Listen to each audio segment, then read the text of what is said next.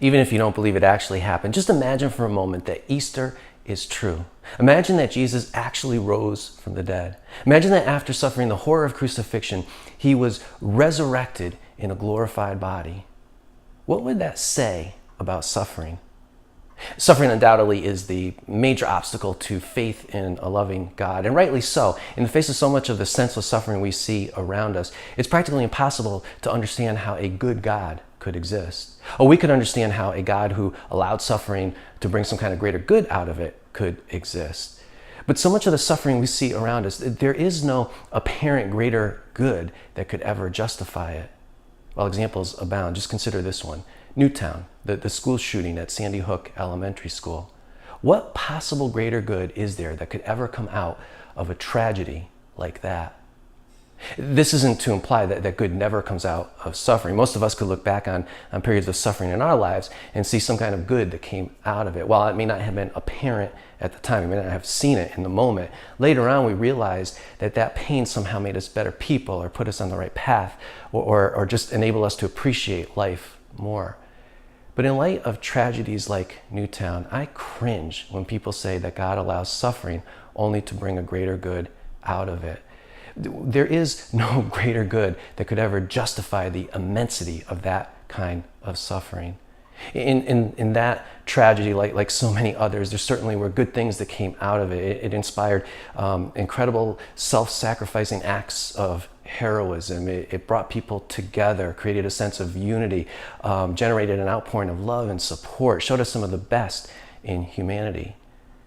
But does that justify God allowing the brutal murder of 20 innocent children and 6 adults? Not even close. See, the problem is that there is no finite earthly good that could ever justify the immensity of such suffering. But that's exactly where Easter comes in.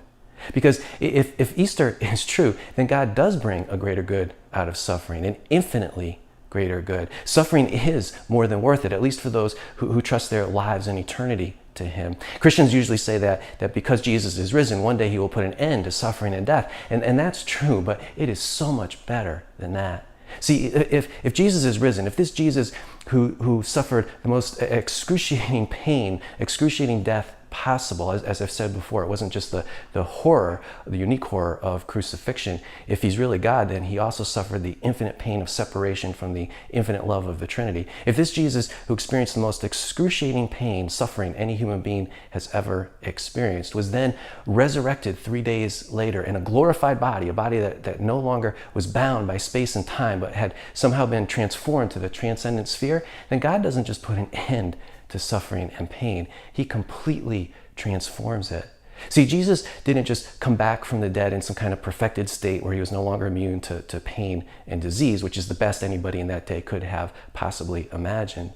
No, He came back in a glorified body, one that had been transformed to the transcendent sphere, that transcended space and time, something that nobody in that day in their wildest dreams could have ever imagined. This usually goes right over our heads, but the resurrection accounts are abundantly clear. What God did in Jesus' resurrection was infinitely greater than anybody at the time could have ever possibly conceived. God took the worst tragedy imaginable and made it into an incomprehensibly greater wonder. See, in Jesus' passion, death, and resurrection, what God has revealed is that He isn't just going to put an end to our suffering, but He is going to somehow radically reverse it, utterly transform it, use it to increase our bliss in eternity. Suffering will serve to heighten our joy in eternity. How God will do this, we have no idea. As finite creatures, we can't even begin to conceive what God will do in eternity, where there will be no more space and time. But that God will do this is abundantly clear if Easter is true. Easter reveals that God will bring an infinite good out of all the suffering that we experience. For those who love Him, there is no such thing as senseless suffering. Suffering is never meaningless. No matter how horrific or tragic or excruciating, nothing is wasted.